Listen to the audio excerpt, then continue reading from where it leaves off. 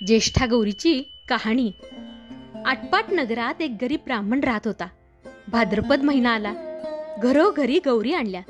मुले आईला म्हणाली, आपल्या घरी गौरी आण। आई म्हणाली, गौरीची पूजा अर्चा केली पाहिजे, तिला घावन घातल्याचा नैवेद्य दाखवला पाहिजे। घरात तर काही नाही, तुम्ही बाबांजवळ जाऊन सामान आणायला सांगा। सामान आणलं म्हणजे गौरी आणीन। मुलांनी बाबांना सांगितलं। गरिबीमुळे मुलांचा हट्ट पुरवता येत नाही, म्हणून ब्राह्मण अतिशय दुःखी कष्टी झाला व जीव द्यायला निघाला। देवाचा धावा केला, अर्ध्या वाटेवर गेला। इतक्यात संध्याकाळ झाली। जवळच एक म्हातारी सवाशण भेटली। तिनं त्याची विचारपूस केली। ब्राह्मणानं हकीकत सांगितली। म्हातारीनं त्याला समजावून सांगितलं, मनुष्य देह हा त्यागण्यासाठी नाही, तर त्याचं सार्थक करावं। ब्राह्मणानं म्हातारीला घरी आणलं।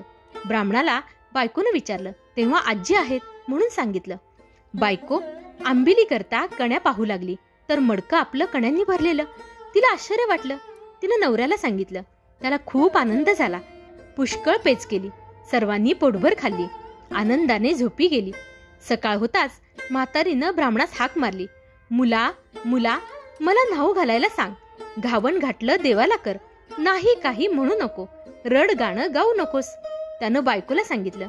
त्या दिवशी त्याला पुष्कळ भिक्षा मिळाली। सगळं सामान आणलं।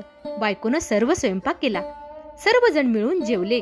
म्हातारीनं उद्या जेवायला खीर कर म्हणून सांगितलं। आजी, दूध कुठून आणू असं ब्राह्मणानं विचारताच ती म्हणाली, तू काही काळजी करू नकोस। तुला जितक्या गाई म्हशी पाहिजे असतील तितकी खुंटे पुर, दावी बांध। संध्याकाळी गोरज मुहूर्तावर गाई म्हशींची नावं घेऊन हाक मार, म्हणजे त्या येतील। तुझा गोठा भरेल, त्यांचं दूध काढ। ब्राह्मणानं तसं केलं। हाका मारताच गोठा गाई म्हशींनी भरून गेला। ब्राह्मणानं त्यांचं दूध काढलं। दुसऱ्या दिवशी खीर केली। संध्याकाळी म्हातारी म्हणाली, मुला मला आता पोस्ती कर। ब्राह्मण म्हणू लागला, आजी तुमच्या कृपेनं मला सगळं प्राप्त झालं, आता तुम्हाला पोस्त्या कशा करू? तुम्ही गेला म्हणजे सर्व काही नाहीसं होईल।